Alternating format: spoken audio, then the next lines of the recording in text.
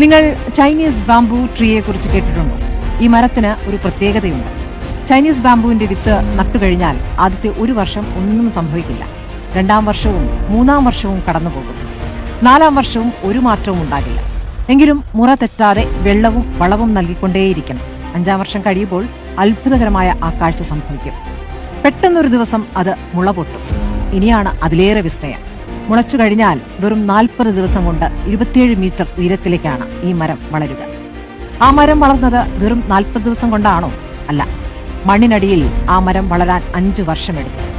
പുറമേ കാണാൻ കഴിയാതിരുന്ന ആ 5 വർഷവും ആ വിത്ത് മണ്ണിൽ തന്റെ വേരുകൾ ബലപ്പെടുത്തുകയായിരുന്നു. തന്റെ സ്വപ്നതുല്യമായ വളർച്ചയ്ക്ക് ആവശ്യമായ കരുത്ത് ശേഖരിക്കുകയായിരുന്നു. നമ്മുടെ ലക്ഷ്യങ്ങളും സ്വപ്നങ്ങളും ഇതുപോലെയാണ്. നമ്മൾ കഷ്ടപ്പെടുന്നുണ്ടാകും, അധ്വാനിക്കുന്നുണ്ടാകും, പക്ഷെ ഫലം ഉടനെ കണ്ടെന്ന് വരില്ല. പക്ഷേ തളരരുത്. നിങ്ങളുടെ വേരുകൾ മണ്ണിനടിയിൽ ബലപ്പെട്ടുകൊണ്ടിരിക്കുകയാണ്. ഒരു ദിവസം നിങ്ങളും ആ ബാംബു മരത്തെ പോലെ ആകാശമുട്ടെ വളരും.